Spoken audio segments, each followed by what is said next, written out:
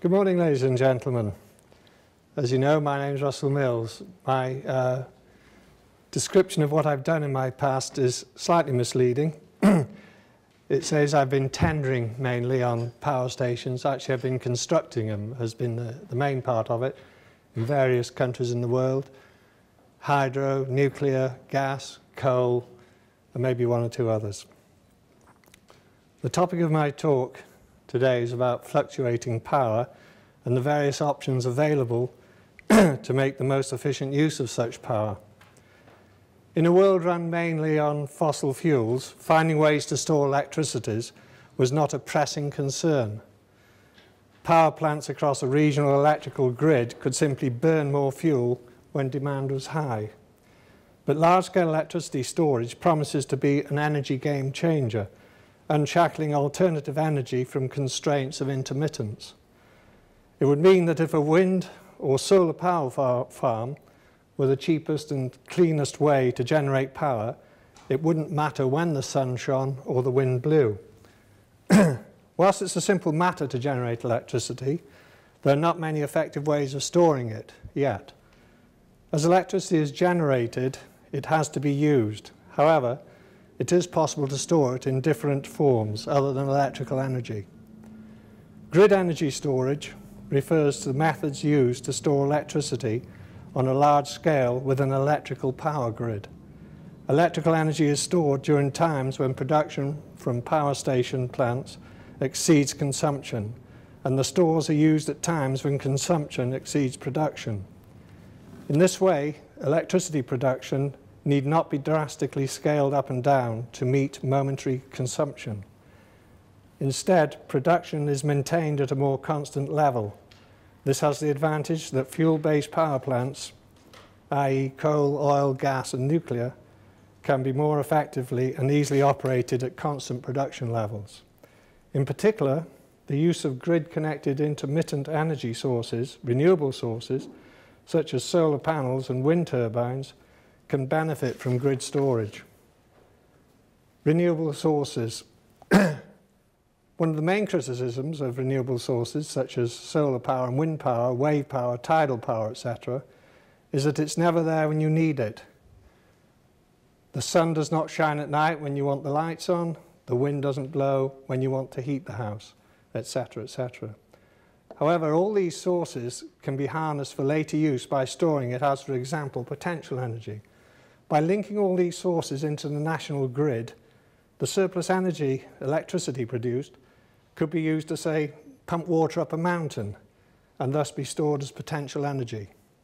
Pumping water up mountains is just one method. There are other less dramatic ways of storing energy. So simple forms of storing energy, which are probably the only ones I can answer any questions on. Pump storage hydroelectricity. Pump water systems have rapid response times, meaning they can come online very quickly, typically within 15 seconds, which makes these systems very efficient at soaking up variability in electrical demand from consumers. Back in 1984, the Norwich Power Station came online. This is a power station that was designed to store electrical energy as potential energy. It uses surplus electricity from the grid to pump water up the mountain, and then, during periods of excess demand, by releasing the water, it can produce an output of 1,320 megawatts in 12 seconds. A gas-fired power station takes about an hour to get up to 800 megawatts, and nuclear would take about 36 hours. Overall, Norwich can produce 1,800 megawatts for almost 6 hours. This represents 4% of the average UK demand during March 2011, which is a bit different to the figures you were giving. But that was just for 1 month. This power station was designed on the basis that if it was never used, it would pay for itself. Another example is the Tianhuanping pump storage hydro plant in China, which produces about 2% of China's daily electricity consumption. As of March 2012, pump storage is the largest capacity of grid storage available. PSH, or pump storage hydroelectricity energy efficiency, varies between 70 and 75%. Tidal barrage and lagoons. First is obvious. You let water flow in, store it, and let it out at the optimum time, ideally low tide for maximum head. This stores electricity without using any electricity. Secondly, using surplus electricity, you pump water into the lagoon just before, during, and after high tide.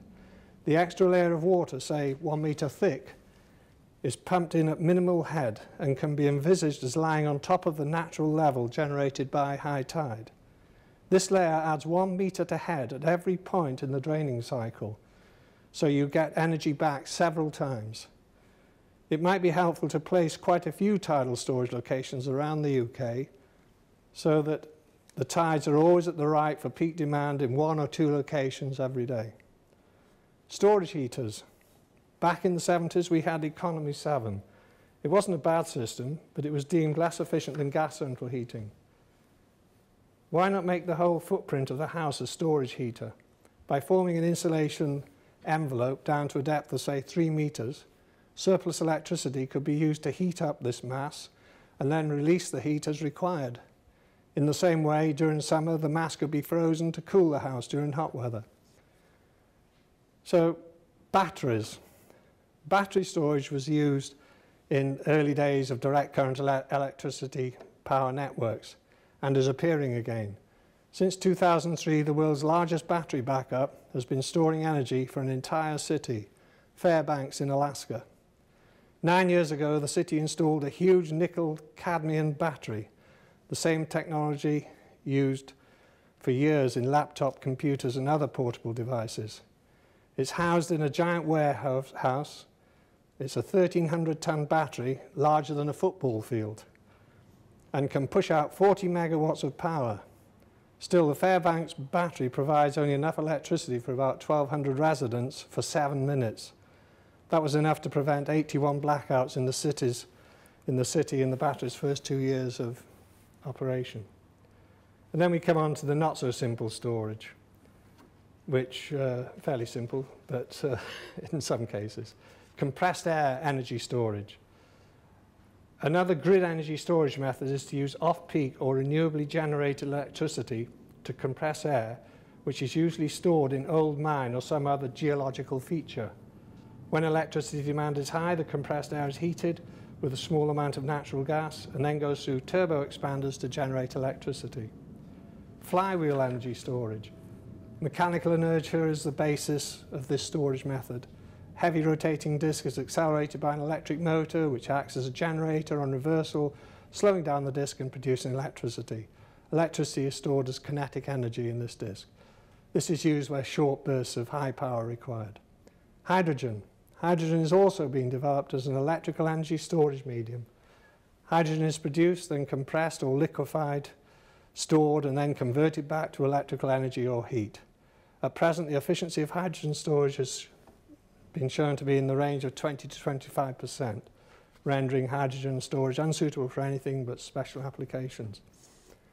And then there's this one, superconducting magnetic energy storage. I can go through that a bit if you like, but I don't really understand what I'm reading, so if anyone's interested in that, I'll go into it. Thermal energy storage. Molten salt is used to store heat collected by our solar power tower panels, so that it can be used to generate electricity in bad weather or at night.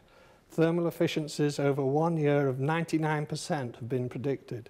Off-peak electricity can be used to make ice from water, and the ice can be stored until the next day when it is used to cool either the air in a large building, thereby shifting the demand off-peak, or the intake air of a gas turbine generator, thus increasing the on-peak generation capacity. Battery cars. Whilst it has been stated earlier that batteries are not viable, this is an instance where batteries are very worthwhile consideration. The car can be plugged into a supply when not in use, and once again, efficient use can be made of surplus electricity. This recharging could take place anywhere, not just at the home. Still in pie-the-sky mode, there's vehicle-to-grid storage. This notion relies on idle storage in batteries of millions of plug-in hybrid or all-electric cars that will be in use in the future. There's reason to believe that this scheme could work. More than 90% of the time, cars sit idle. Aside from days when they're used for long trips, most of their energy storage capacity goes unused. A single idle electrical powered car could generate as much as 10 kilowatts of power, enough to meet the average demand of 10 houses. I just believe that because I read it. With vehicle-to-grid technology controlled by an array of smart cars, car owners plugged in at home or at work could allow the grid to draw off unused chunks of power at times when short-term demand is high. Conversely, cars could be recharged when demand is low. Energy conservation. This topic's been covered by others, but I'll just throw in a few items. Utilize low-grade heat from power stations. In Scandinavian countries and some Eastern European countries, rather than release low-grade heat into the atmosphere, it's piped into local community for heating of homes. Desalination plants. These plants have high energy requirement. They could therefore be operated during periods of low energy demand, and then we would effectively have electricity being stored just as water. This could be quite handy in the southeast at this time. Greater use of electric heating. Electric heating is more efficient than gas insofar as you do not have to vent any viable heat to atmosphere. Millions of homes with mini gas-fired power stations in the form of central heating boilers cannot be as efficient as just one big combined cycle power station producing electricity. Furthermore, it's safer and cheaper to distribute electricity than gas. Home insulation, let's say it speaks for itself. Increase energy prices and force conservation on the consumer, another emotive subject. Extraction of methane from sewage, household waste and farm animals, ongoing for over 50 years. Well, we had a talk on that yesterday. Managing demand. Fridge freezers, washing machines, dishwashers, industrial vehicle and car battery chargers, industrial air compressors, heat stores, industrial cold rooms, etc. could all be programmed to have a preference for using electricity when it is less expensive. Variable cost electricity can be governed on something as simple as grid frequency. Fractionally over 50 Hertz indicates oversupply, so it's cheaper. Fractionally under 50 Hertz indicates undersupply, so expensive. Fridges and freezers can store cold for long periods of time and would not mind waiting for some cheap electricity to operate. Washers, dryers, etc. could have an eco button to delay the operation until electricity price drops below whatever price per unit. Cost is virtually zero and could be even negative. Economics. Generally speaking, energy storage is economical when the marginal cost of electricity varies more than the cost of storing and retrieving the energy, plus the price of energy lost in the process. Demand for electricity from the world's various grids varies over the course of the day and from season to season. For the most part, variation in electricity demand is met by varying the amount of electrical energy supplied from the primary sources. Increasingly, however, operators are storing lower cost energy produced at night and then releasing it to the grid during peak periods of the day when it is more valuable. In areas where hydroelectric dams exist, release can be delayed until demand is greater. This form of storage is common and can make use of existing reservoirs. This is not storing surplus energy produced elsewhere, but the net effect is the same, although without the efficiency losses. Renewable supplies of variable production like wind and solar power tend to increase the net variation on electric load, increasing the opportunity for grid energy storage. You'll recall that earlier I made the claim that Denorwick Pump Storage Scheme would pay for itself even if it was never used. Well, that claim originated when the savings were made entirely from savings that Denorwick made possible on reduced power generation from fuel-based power plants. Since then, renewable energy sources have emerged which generate power for very little. This makes pump storage even more cost-effective, maybe even the perfect machine. Conclusions. The above is all about making efficient use of the Earth's resources and in so doing reduce the amount of pollution to our planet. These are just a few ways of making Earth's limited resources stretch a little further. With a bit more imaginative thought, the possibilities are endless. For example, it's claimed that if we covered 1% of the world's deserts with solar panels, there would be enough electricity produced to meet the world's current demand. Large-scale electricity storage is a game changer. The argument from critics was that technologies like wind and solar could not compete pound for pound with conventional electricity sources such as coal and nuclear without large government tax breaks or direct subsidies. But suddenly, with the rapid technological advances and growing economies of manufacturing scale, wind power is now nearly at grid parity, according to the information I have, meaning it costs roughly the same to generate electricity from wind as it does from coal. And the days when solar power attains grid parity may be only a few years away. I'm a civil engineer, and our motto is to harness the resources of the earth for the benefit of mankind. I think we have gone a long way in harnessing the natural resources of the earth, but we are failing to make efficient use of these resources. We are wasting resource. To this end, ultimately, mankind will not benefit. Thank you.